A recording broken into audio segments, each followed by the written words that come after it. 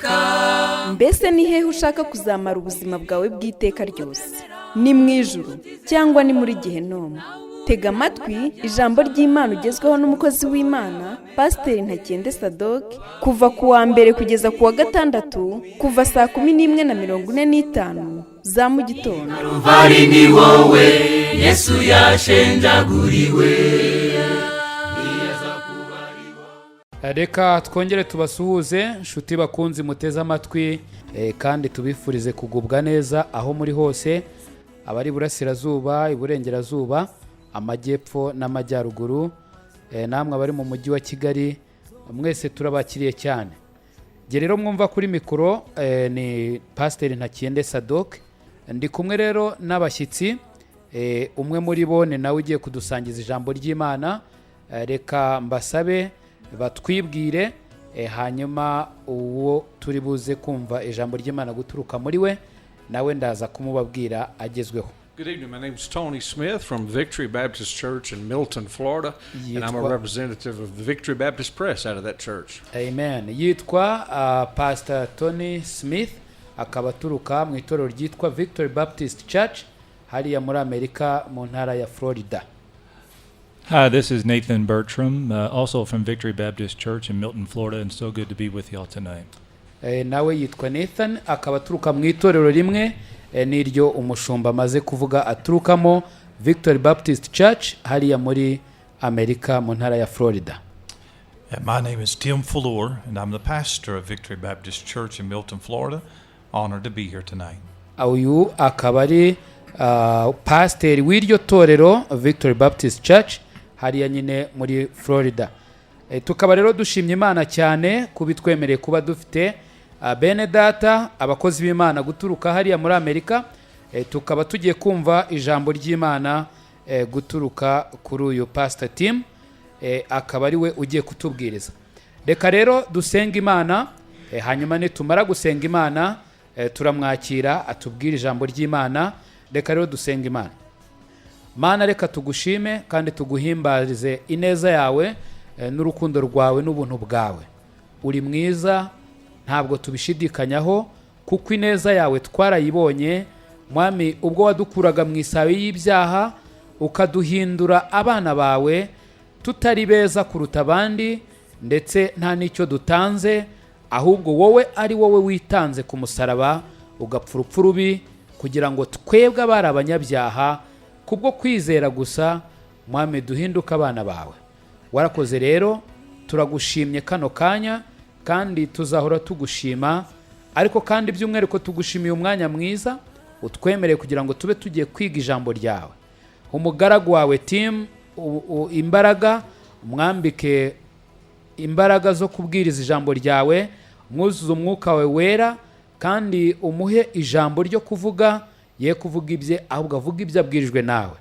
Urakoze rero, humugisha abateze amatwi bose bari hirya no hino, kandi Mwami uduhe kugira aho tuvanwa n'ijambo ryawe, ritwubake rigira aho ritugeza. Urakoze ko wumva gusenga, tubyambaje twizeye mu izina rya Yesu Kristo umwami wacu, amen. Pastor Tim, you're welcome. Well, again, it is an honor to be able to speak to you tonight. Reka nongere mbabwire ko nishimye cyane kubwo kubona uburyo bwo kuvugana namwe. This is my first time visiting your country of Rwanda. Been here for 2 days and have enjoyed the culture, have enjoyed the food, feel right at home.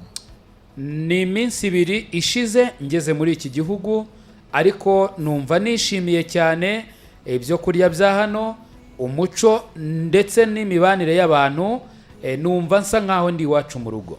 Usually when we go and visit a mission field or visit other churches in other countries, we go with the intent to try to be a blessing to the people that we go see, but really it ends up where the people really become a bigger blessing to us. Akenshi iyo tuvuye iwacu tugiye mu murimo w'ivugabutumwa, tugenda dufite intekerezo zo kuba umugisha kw'abo bantu tugiye kureba, ariko ku iherezo bikarangira ari bo batubereye umugisha kuruta uko tubabereye umugisha. And so we are so blessed to be able to visit your country and visit the churches that we have thus far, and thank you for your hospitality. Ubwo rero turaba umugisha cyane kubwo kugira amahirwe yo kuza gusura igihugu cyanyu, kandi namwe turabashimira cyane uburyo muri abantu bakira abantu. Tonight, I want to bring you a message from the book of Acts, chapter 17. Kuri uyu mugoroba ndagira ngo mbasangize ubutumwa dusanga mu byakozwe n'intumwa igice cya 12. And in just a moment, I'll have Brother Sadok read the first 7 verses of Acts 17. And the reason why I take you to this passage is because this is where the Apostle Paul starts the church at Thessalonica. Mu kanya gato ngiye kwemerera mwene data Sadok abasomera iyi mirongo, ariko mbere y'uko ayisoma nuko ngira ngo mbatware ku muzi waho intumwa Pawulo yatangiye itorero muri kiriya gihugu cy'i Tesalonika. There are 2 letters in the New Testament, 1st and 2nd Thessalonians, that Paul would later write back to this church at Thessalonica. Hari inzandiko ebyiri ziri mu isezerano rishya izo Pawulo yandikira iri torero tugiye kubona ryatangiriye hano mu byakozwe n'intumwa. But what we're going to read tonight is how that church got its beginning, how that church was first born. And Brother Sadok's going to read Acts 17, verse 1 through 7. Aha rero niho tugiye kubona inkuru z'uko iryo torero ryavutse, uko ryatangiye. Turasoma duhere ku murongo wa mbere tugeze ku murongo waho wa 11. Byakozwe n'intumwa igice cya 17, turasoma duhere ku murongo wa mbere. Banyura muri Amfipoli no muri Apoloniya bagera i Tesalonike, hariho isinagogi y'Abayuda.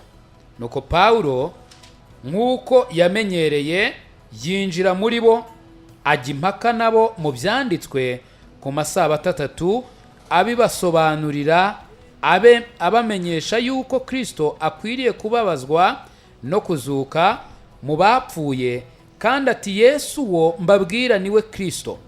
Bamwe muri bo barabyemera, bifatanya na Pawulo na Sira n'Abagiriki bubaha Imana benshi, nabo nuko n'abagore b'icyubahiro batari bake. Ariko Abayuda bagira ishyari, bajyana abagabo babi b'inzererezi ziba mu maguriro, bateranya igitero, batera imidugararo mu mudugudu, batera inzu ya Yasoni, bashaka gukuramo Pawulo na Sira ngo babashyire imbere y'abantu. Bababuze, bakurubana Yasoni na bene data bamwe, babajyana imbere y'abatwara umudugudu, barasakuza bati abubitse ibihugu byose baje nino. Yasoni arabacumbikira. Aba bose bagomeye amategeko ya Kayizari, bavuga ko hariho undi mwami witwa Yesu. Abatwara umudugudu na rubanda bumvise ibyo bahagarika imitima. So this is the first time that the great apostle Paul and his companion Silas come to Thessalonica to preach the gospel. Iyi niyo nshuro ya mbere intumwa ikomeye cyane izwi muri Bibiliya Pawulo yageze bwa mbere i Tesalonika kubwiriza ubutumwa bwiza. There were no Christians there, there was no church there. So this is the first time that these people will hear about Jesus Christ. Nta bakristo bari bahari, nta matorero yari ahari. Iyi niyo nshuro ya mbere abantu baho bari bumvise ibya Yesu Kristo. And whenever the apostle Paul would go into a new city like this, there was usually one of 2 things happened. One, there'd be people get saved and they would start a church. But also, a lot of times, there would be other people that would reject the message and were not happy that he was there. Kandi iki nicyo kintu cyabaga ahantu hose Pawulo yabaga agiye. Habaga ibintu bibiri. Icya mbere, iyo Pawulo yabwirizaga ubutumwa bwiza, habaga abakizwa bakizera ubutumwa, ariko kandi habaga n'abangaga kumva no kwizera ubutumwa bwiza. And both of those things happened when Paul came to Thessalonica.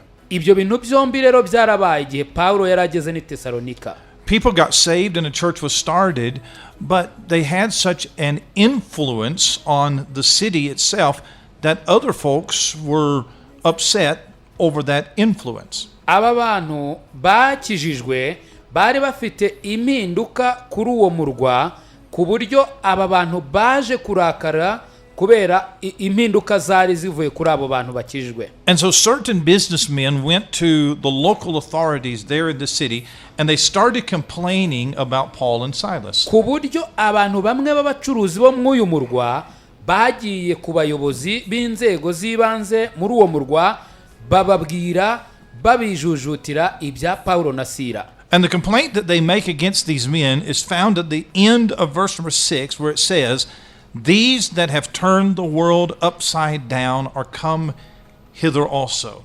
Ikirego rero babaregaga gisangwa muri uyu murongo wa 6 ku mpera zawo, aho bavuga bati barabasakuza bati abubitse ibihugu byose baje nino.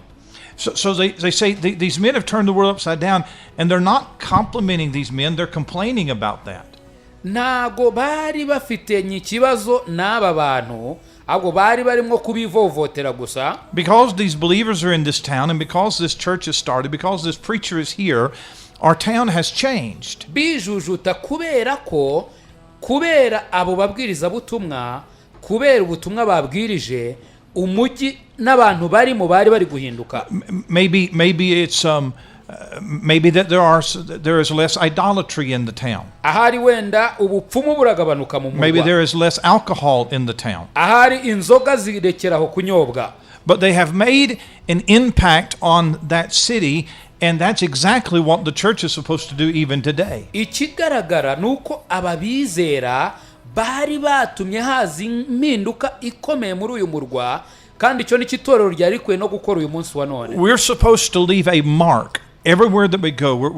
We must not leave our communities the same way as we found them. Abakristo twari dukwiriye gusiga ikimenyetso, ntabwo twari dukwiye gusiga abantu nk'uko twabasanze. Because of the church and because of believers and the way that they live, our cities, our communities ought to be better because we are Christians and because we're there. Kuko abizera cyangwa se abakristo bitewe n'imibereho yacu n'imyitwarire yacu, aho tuba sosiyete yaho yari ikwiye guhinduka ikaba nziza. And oftentimes it is the world that influences the church, but really the church should have the greater influence on the world. Nyamara ikibabaje nuko isi cyangwa se gahunda z'isi arizo usanga zagize ingaruka ku itorero, nyamara mu by'ukuri itorero ari ryo ryari rikwiye guhindura isi. And so these men say these men have turned our world upside down. They have literally changed our community. Aba bantu rero baragenda bitwaje iki kirego bavuga bati aba bagabo bubitse ibihugu byose, bahinduye sosiyete yacu. And that's exactly what, as a believer, that you and I ought to desire to do. Wherever you are at tonight, where I am at tonight, in the world that I live in, I want to make it different. Kandi wowe nanjye iki cyari gikwiye kuba kwifuza kwacu, ko aho ntuye, aho ndi, aho uri, aho utuye, nawe wari ukwiriye guhindura abantu bagahinduka abakristo. And the way that we do that is by preaching Jesus Christ to those around us. Kandi uburyo bwo gukora ibyo ngibyo nuko tubwiriza Kristo abo ngabo batwegereye. I want to make it very clear that Christians are not revolutionaries. Ndagira ngo mbivuge neza yuko hano Kristo atari abarevolutionnaire. Some people think that the way to influence a community or a country would be to overthrow a government, but Christians don't do that. Abantu benshi kuri iyi si bavuga yuko kugira ngo ugire ikintu cy'impinduka uzana mu gihugu ari ukukuraho leta. Ibyo ntabwo ari byo abakristo bakwiye gukora. Romans chapter 13 tells us that we are to obey the authorities that are over us. So Christians are law-abiding citizens. Bibiliya itwigisha mu Baroma igice cya 13 ko dukwiriye kumvira abayobozi, dukwiriye gucira bugufi abayobozi. Abakristo rero bakwiye kuba abaturage beza b'igihugu batuyemo. But what we do is we take the gospel of Jesus Christ and we preach it, whether it's on the radio or in a pulpit, or you preaching it to your neighbor or to your family member.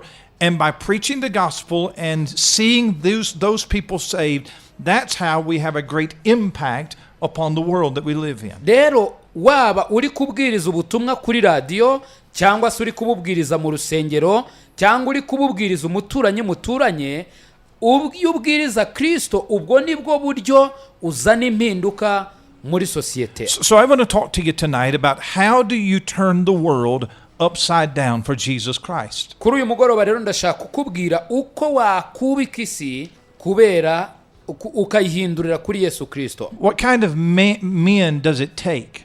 Ese bisaba muntu ki ngo akore iki kintu? Because if you're a believer, you can just live your life and then die and have no impact upon the world, or you can try something big for God and let God use you and let God use you to do something big. Kuko ni uri umwizera ufite uburenganzira bwo kubaho ubuzima bwawe neza hanyuma ugapfa ibintu bikaba birangiye. Nyamara ku rundi ruhande ushobora kwizera Imana ukayemerera ikagukoresha ibintu bikomeye byo kwagura ubwami bwayo. When I look at Paul and Silas coming into Thessalonica in Acts chapter 17, turning the world upside down, the first thing that I recognize is that these men have a mission. They have a purpose for their life. Ariko iyo ndebye hano muri iki gice cya 17 cy'ibyakozwe n'intumwa, mbona Pawulo na Sira kugira ngo bubike isi cyangwa se bahindura isi, icyambere bari bafite ni intego, bari bafite mission. Now really, the way that they got to Thessalonica is you have to back up to Acts chapter 16, where Paul had a vision of a man in Macedoniya saying, "Come over and help us." Kugira ngo umenye impamvu muri iki gice cya 17 Pawulo na Sira bafashe urugendo, nuko bagaruka mu gice cya 16 aho Pawulo yagize iyerekwa abona umugabo uri i Macedoniya amubwira ati ngwino udufashe. So Paul comes over into Europe. First time that the gospel comes into Europe, he comes into Philippi, then he comes to Thessalonica. Aha rero nibwo bwa mbere Pawulo yinjiye mu Burayi, agera i Filipo, hanyuma arakomeza ajya i Tesalonika. And these men are not on vacation. They have come here for a specific purpose. They have a mission in mind. Aba bagabo rero ntabwo bari bagiye mu butembere, ahubwo mu mitima yabo bari bafite mission ibagenza. And the man from Macedonia, at that Macedonian call, he said, "Come over and help us," but he doesn't say what kind of help that he needs. Uyu mugabo rero w'i Macedoniya we ubutumwa yoherereje Pawulo bwaravugaga ngo muze mudufashe, ariko ntiyigeze avuga ubufasha bari bakeneye ubwo ari bwo. So Paul comes over to help the Thessalonians. The man has not said what kind of help we need. So what Paul does is he preaches the gospel, because what greater help could there be than the gospel of Jesus Christ? Pawulo rero agezeyo nk'uko yari yasabwe kuza agafasha, yaje abwiriza ubutumwa bwiza. Kandi reka nkubaze kino kibazo, ni ubuhe bufasha buruta kubwiriza ubutumwa bwiza wakwigeruho umuntu? And Paul lived with a burning realization in his heart that he had a call from God to start churches and to evangelize and to win the world. Pawulo yari afite ishyaka rimwotsa mu mutima, yemezwa n'umwuka wera w'Imana ko akwiriye kubwiriza ubutumwa bwiza ku isi yose. And if you're a believer tonight and listening to this, and maybe you're thinking, well, I don't have that call in my life, but you do have a call, because the Bible says, "Go ye into all the world and preach the gospel to every creature." Kandi ushobora kuba uvuga uti jewe ntabwo nigeze mpamagarirwa kuba umubwiriza butumwa, ariko ndagira ngo nkubwire ngo ufite umuhamagaro, kuko Bibiliya irambwira ngo mugende mujye mu mahanga yose mubwiriza abaremwe bose. They have left their homes in Antioch. They're traveling all over the world. Aba bagabo bari basize ingo zabo muri Antiokiya, bagenda bajya mu isi yose. They're praying for direction. Where do we go next? Bari barimo basenga bavuga bati ese Mana tujyehe noneho ubu? And you and I must live every day with the realization that God has called us. He called me, and he has called you to take the gospel to the world. Rero niba uri umwizera uyu munsi ndakubwira ngo wowe nanjye dukwiriye kubaho ubuzima bwacu tuvuga ngo Mana ni gute twarangiza misiyo yawe, kuko Imana yadutegetse kujya mu isi yose. And to turn the world upside down, to make an impact on your community, on your home where you live, you have to live with that purpose. Kandi kubika isi cyangwa se mu yandi magambo guhindura isi, nuko wabaho mu buzima bwawe ufite iyo ntego mu mutima wawe yo guhindura isi. You're going to live your life for some reason. There is something that is going to drive you to get up every day. buri muntu wese agira ikintu kimushishikariza kubyuka mu buriri bwe akagenda hanze akabaho ubuzima bwe. But when it is all said and done at the end of your life and you look back on what you have done, will there be anything that you have done that has eternal value? ariko ndagira ngo wibaze kino kintu, niba ku iherezo ry'ubuzima bwawe hari ikindi kintu kizabaho gifite agaciro kazahoraho by'iteka ryose. No greater mission, no greater purpose than to point men and women to Jesus Christ. nta ntego n'imwe, nta misiyo n'imwe yaba irusha agaciro kugenda ukabwiriza abagabo n'abagore ukabahindurira kuri Yesu Kristo. So Paul comes into town and he has this mission, he has this sense of purpose about his life, that this is what God has called me to do and I'm going to obey that call. But then the second thing that they had is not just a mission, but they had a message. noneho rero Pawulo agera muri uyu murwa mu rwego rwo gusohoza icyo yizeraga ko Imana yamuhamagariye. noneho ntabwo yari afite iyo ntego gusa, ahubwo yari afite n'ubutumwa. And you'll find that message in verse 2 and 3 of the text that we've read. ubwo butumwa turabubona mu murongo wa 2 n'uwa 3 w'iki gice twasomye. They didn't come to Thessalonica and wonder why they were there. They came for one reason. Their message was Jesus Christ. baje muri uyu murwa batarimwo bibaza icyo bari bukoreyo, ahubwo baje bafite ubutumwa.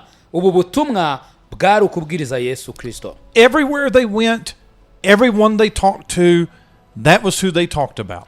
buri hantu hose bagiye, buri muntu wese bavuganye nawe, uwo Kristo niwe bavugaga. And I want you to know that that message that you and I have as believers, that is a very reasonable message, because verse 2 says that he went 3 Sabbath days and he reasoned with them out of the scriptures. kandi ndagira ngo nkubwire wowe nanjye nk'abizera dufite ubutumwa busobanutse, kuko hano muri uyu murongo wa 2 Bibiliya iravuga ngo yagiye impaka nabo mu byanditswe. Our message makes sense. It rings true. It is a believable message. ubutumwa dufite bwa Bibiliya ni ubutumwa bwo kwizerwa, ni ubutumwa bw'ukuri. I tell you what is unreasonable. It is unreasonable to think that you can work your way to heaven. ndagira ngo nkubwire ibintu bitumvikana bidasobanutse. kwigera wizera cyangwa uvuga ko ushobora gukora neza hanyuma ukazagera mu ijuru. It is unreasonable to think that a dead idol that you bow down to and pray to think that that idol can help you in any way. ni ibintu bitumvikana ukuntu umuntu yatekereza kandi akizera ko akagirwamana k'akabumbano yikubita imbere gashobora kuzamufasha kugera mu ijuru. It is unreasonable to think that a witch doctor could heal you of some sickness or bless you or curse you. ni ibintu bitumvikana bidasobanutse umuntu kwiringira ko umupfumu runaka ashobora kumukiza uburwayi cyangwa se akamukuraho umuvumo cyangwa se akaba yanakuvuma. And false religions preach a lot of things that are just unreasonable, and men and women grab onto that desperately hoping for some hope, and there's no truth in it. amadini menshi rero abeshya avuga yigisha abantu ibintu bidasobanutse, abagabo n'abagore bakizera ko bashobora kubyishingikirizaho bakazagera mu ijuru. But what is reasonable is that you and I are sinners that have violated the laws of God, and the penalty of our sin is death. ariko ikintu gisobanutse kandi cyumvikana nuko wowe nanjye turi abanyabyaha babi, kandi ibihembo by'ibyaha byacu ni urupfu. And what is reasonable is that God in heaven loves you and I, and he loved us enough to send his son Jesus Christ to die on the cross to take our penalty for our sin. kandi ikindi cyumvikana kinasobanutse Bibiliya ivuga neza nuko Imana y'urukundo yohereje Yesu kugira ngo apfe urupfu rubi ku musaraba ngo akureho ibyaha byanjye n'ibyawe. It is reasonable that God is full of grace and mercy and forgiveness, and when a man calls upon Jesus Christ, that God will save him and forgive him of his sin. That is a reasonable message. Ni ibintu byumvikana kandi bisobanutse ko Imana ari y'ubuntu, ari y'imbabazi, ari y'inyebambe, ko umunyabyaha nayitakambira asaba imbabazi zayo ko Imana izamubabarira kandi ikamukiza. So if you're going to turn the world upside down, you have to have a mission, a sense of purpose. You have to have a message, and that message has to be a reasonable message. Niba rero uzahindura isi ukayubika, nuko uzaba ufite ubutumwa busobanutse. But the second thing about their message in verse number 2 is that he reasoned with them out of the scriptures. Ariko ikindi kintu kiri hano muri uyu murongo wa kabiri gishimangira cyane ubutumwa bwa Pawulo na Sira nuko yabagishije impaka ariko mu byanditswe. It's not what a particular church denomination or some flamboyant, charismatic preacher says. Ntabwo yabagishije impaka ku bijyanye n'iby'idini runaka cyangwa umuntu runaka yavuze. I came over to Rwanda. I'll be here for a week. Then we go to Uganda. I think I'll preach 8 times. I brought only one book with me to this country, and it is the Bible, God's Word. Yaje mu Rwanda azahamara hafi cyumweru ndetse azasura no mu Bugande, ariko kandi azabwiriza inshuro zigera ku 8, ariko yaje yitwaje igitabo kimwe. Icyo gitabo ni Bibiliya kuko ari cy'isi yose ikeneye. I have no other message except God's Word, and I don't need another message because that is the most powerful message that you can have. Yaje yitwaje ijambo ry'Imana kandi nibwo butumwa afite kuko nta bundi butumwa akeneye mu gihe afite ubutumwa burusha ubundi imbaraga. When you sit down with somebody with a Bible and you show them verses about Jesus Christ and how to get saved, that is a powerful thing. Iyo wicaranye n'umuntu ukamwereka imirongo ivuga kuri Yesu, icyo ni ikintu cy'imbaraga cyane. It was powerful in your life, and it'll be powerful in somebody else's life. The change that it made in your life, it'll make in other people's lives as well. Iyo mirongo cyangwa iryo jambo ryabaye iry'imbaraga mu buzima bwawe, rero ryaba iry'imbaraga mu buzima bw'undi muntu ndetse ryagira imbaraga bihagije no kumuhindura. I have seen men in the States who were bound to the sin of alcohol and drunkenness, and they couldn't break that, but then they got saved, and the blood of Jesus Christ cleansed them of that sin, and God took that away from them. Amen. Hari abantu nabonye bari baraboshywe n'ubusinzi, baranduye cyane, ariko mbona imbaraga z'ijambo ry'Imana zibakura muri izo ngoyi, barabohoka baratungana. I have seen men and women who live very immoral lives and lived in wicked sin, but then they got saved, and the blood of Jesus Christ cleansed them from all of that sin, and now they're clean. Nabonye abadamu n'abakobwa babagaho ubuzima bwanduye bw'ibyaha bwuzuye ubusambanyi, ariko abo bantu bakaza mu ijambo ry'Imana, imbaraga ziri mu ijambo ry'Imana zikabeza zikabatunganya, uyu munsi bakaba ari abantu bazima. That is the power of the gospel. We get it out of the scriptures. It has changed lives. It'll change your life. Izo ni imbaraga z'ubutumwa bwiza zahinduye abantu, zahindura abantu n'uyu munsi wa none. But I'm thinking about this message that they came to Thessalonica with, and it's a reasonable message, and it comes out of the scripture, but then the message is about Jesus Christ. Ndi gutekereza kuri ubu butumwa bwazanwe i Macedoniya, bwari ubutumwa buri mu ijambo ry'Imana, ariko kandi ubu butumwa bwavugaga Kristo. Paul said that this Jesus whom I preach unto you is Christ. Pawulo yaravuze ati uyu Yesu uwo mbabwira niwe Kristo. Now the word Christ means Messiah. That's the Old Testament Messiah. Mu yandi magambo Kristo bisobanuye Mesiya. Jesus would be his name, Christ would be his title. Yesu ryari izina rye, ariko Kristo wari nk'umurimo we cyangwa se pozisiyo ye cyangwa titre ye.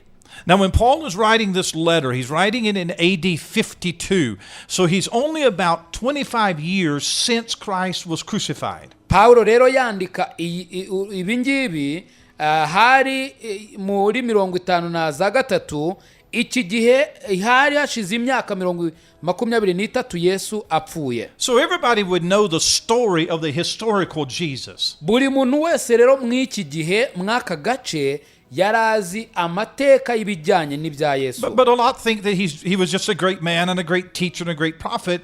But Paul says he's more than that.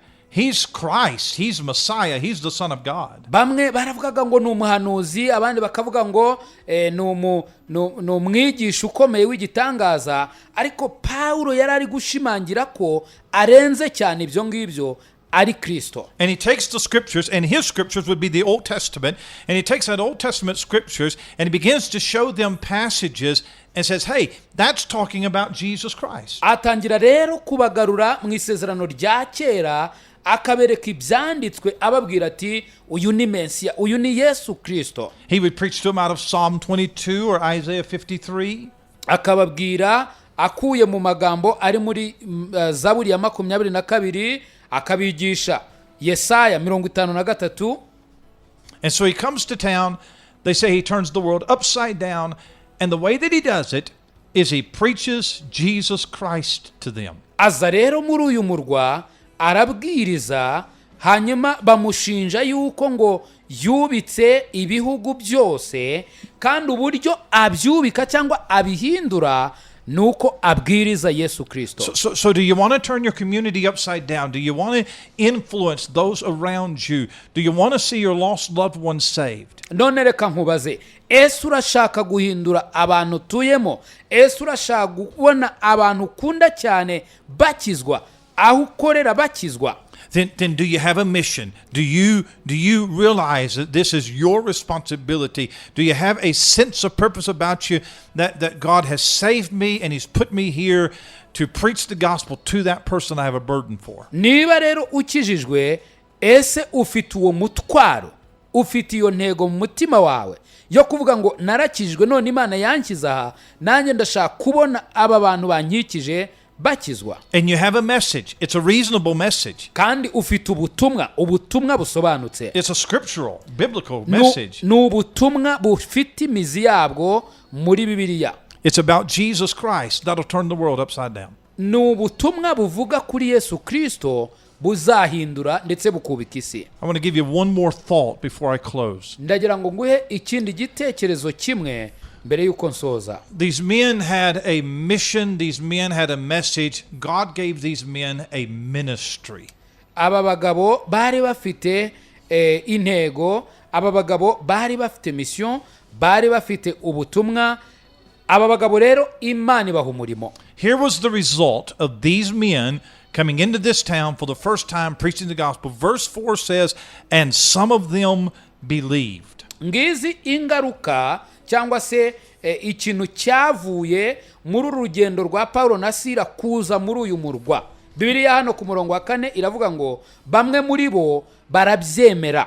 Not all of them believed, but some did. Ntago ari bose bemeye. Bibiliya hano iravuga ngo bamwe muri bo. Not everybody that you witness to is going to get saved, but you don't know who is going to get saved, so you witness anyway. Ntabwo uzi umuntu uwo ari we wese uzakizwa n'uvuga ubutumwa, ni nayo mpamvu kwiriye kugenda uvuga ubutumwa ku bantu bose. And there's an interesting word in verse 4. I'll read it to you. It says, some of them believed and consorted with Paul and Silas. Hano hari ikintu gitangaje kuko Bibiliya iravuga muri uyu murongo wa 4 w'igice cya 17 ngo bamwe muri bo barabyemera, ijambo rikurikiyeho bifatanya na Pawulo na Sira. And that word consorted, it means to associate with or to identify with. Iri jambo bifatanya ni ijambo rishatse kuvuga ngo bashaka kuba nkabo, bashaka gusa nabo.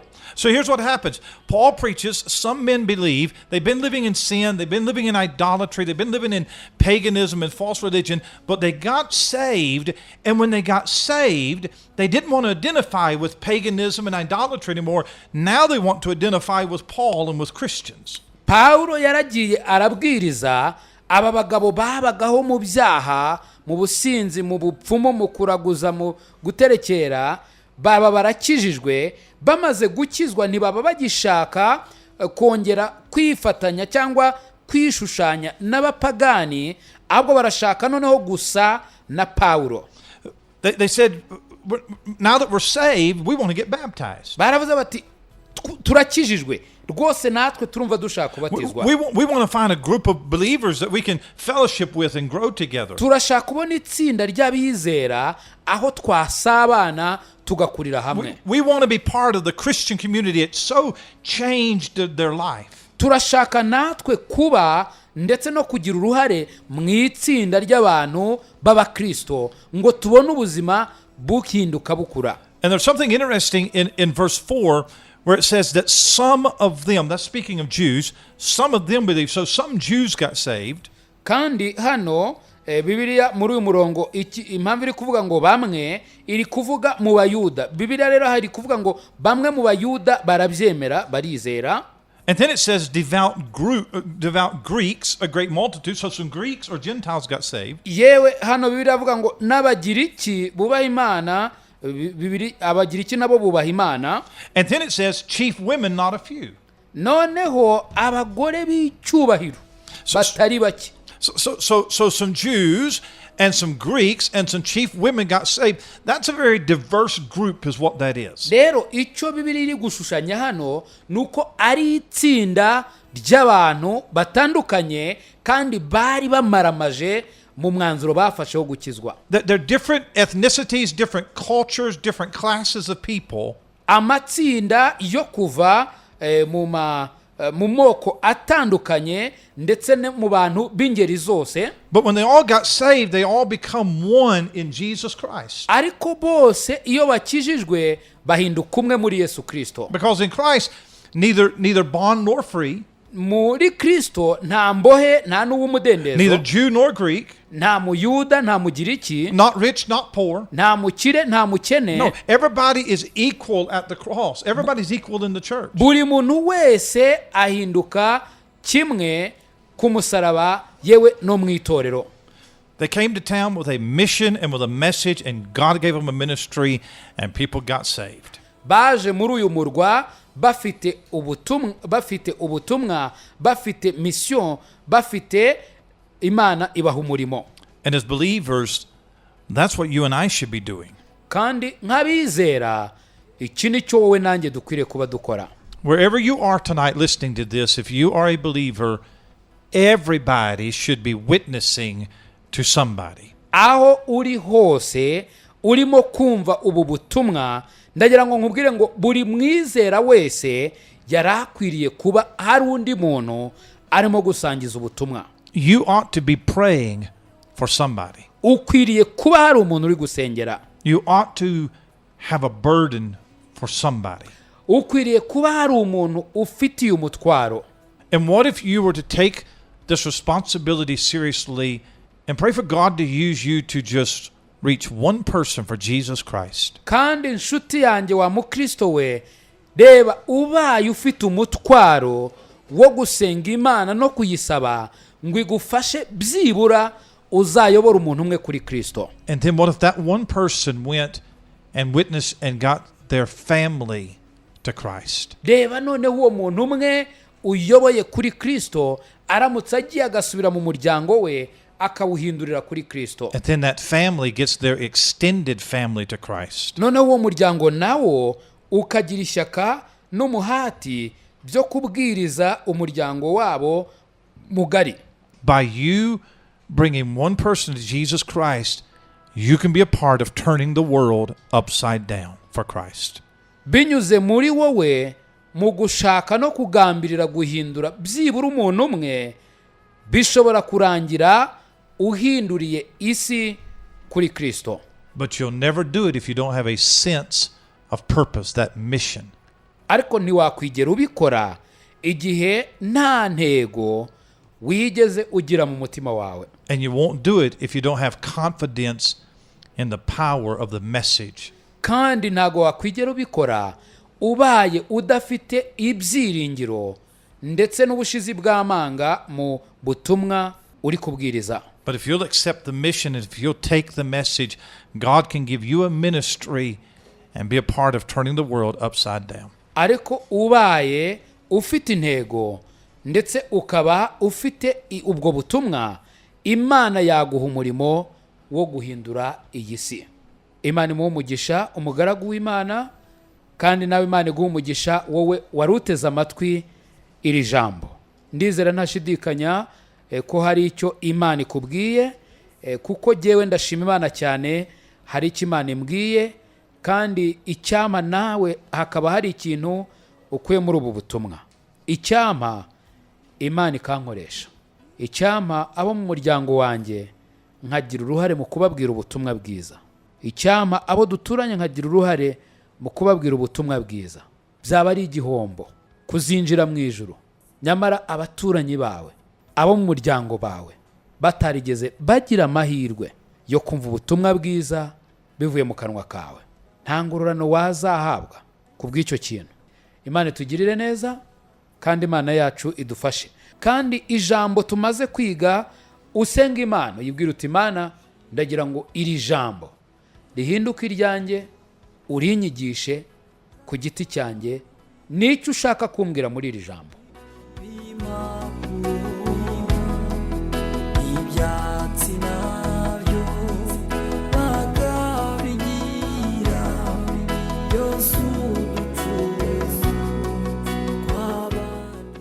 Nimero rero ushobora kumpamagaraho ndetse ukambona rwose ni 0783001646. Ndayisubiramo, ni 0783001646. Iyo ni nimero yanjye ushobora kumpamagaraho ukambona. Kandi ndagira ngo mbabwire ngo Imana ni nziza, ndetse Imana yumva gusenga ndetse igasubiza ibyifuzo. Igisabwa nuko uba uri mu mwanya w'ubushake bwayo. Igihe cyose uri mu mwanya aho Imana yagusubiriza, ni lazima Imana yo ntabwo ijya yica isezerano. Dufite gahunda yo kwigisha Bibiliya, nzabibabwira. Bibiliya ni ijambo ry'Imana, kandi Bibiliya impamvu tuyifite no kugira ngo tuyige. Ntabwo ari ukuyireba ngo tujye tuyifotozanya, oya, ahubwo ni ukuyiga tukamenya icyo ijambo ry'Imana rivuga. Reka rero dusubikira ahangaha nshuti bakunzi, mwarimu duteze amatwi. Telefone mushobora kuza kumpamagaraho ni 0783001646. Imana ihumugisha abakozi b'Imana. Thank you very much for coming, and we hope to hear from you again. Mana nziza, reka twongere tugushimire ineza yawe, tugushimire urukundo rwawe, kandi by'umwihariko tugushimire ijambo ryawe. Ni rizima, rifite imbaraga, rirakiza, rigahindura, rikubaka bundi bushya. Abari bapfuye natwe uyu munsi turi abahamya bo kubihamya, kuko waduhinduye bazima muri Kristo Yesu. None uyu munsi turaririmba yuko twabohowe rwose. Izo mbaraga zatubohoye rero ziri mu ijambo ryawe, kandi zabohorana buri muntu wese wundi waca bugufi akumva, akemera ndetse akizera icyo ijambo ryawe ryigisha. Turagusabye rero ngo ufate imitima y'abagaragu n'abajakazi bawe, Mwami, ubafashe iri jambo ribubake. By'umwihariko dusengeye abarwayi, abari hirya no hino, abagabo n'abagore. Mwami, buri muntu wese urwaye ariko kandi akaba yizeye ko ushobora kumukiza, ndakwinginze ngo umukorere igitangaza, umurambureho ukuboko kwawe gukiza. Mwami, uburwayi buri mu mubiri we aho bwaba buri hose, Mwami, niba ari ubushake bwawe ubukureyo, kandi Mwami, niba hari ikindi ushaka kuri uwo mugabo cyangwa kuri uwo mugore, Mwami, ubaho ubuntu bwo kwihanganira ibigeragezo barimo. Urakoze rero kuri Imana nziza, kandi ko kubana natwe, uzongera ubane natwe, kandi utugaburire ibyo kurya byo mu buryo bw'umwuka. Urakoze kuri Imana nziza, humugisha abagaragu bawe, kandi turagusabye byose twizeye ko witeguye kubikora, mu izina rya Yesu Kristo umwami wacu. Amen. Amen. I Calvary ni wowe Yesu yashenjaguriwe. nshuti mukundwa, mbese aho izina ryawe ryanditswe mu gitabo cy'ubugingo? Ese impanda ivuze Yesu agarutse nona, cyangwa uramutse uvuye mu mubiri, wizeye neza 100% ko wajya mu ijuru? Ndakwinginga ngo uyu munsi utekereze ku iherezo ryawe, maze ufate umwanzuro uruta iyindi. Imana iragukunda kandi Yesu aragutegereje. Ngwino, tebuka aguha agakiza, akuruhura umutwaro w'ubwoba, aguha amahoro, umunezero n'ibyiringiro byuzuye byo mu mutima. Ukeneye ubundi bufasha, waduhamagara kuri izi nimero: 0783 00 16 46. Imana iguha umugisha.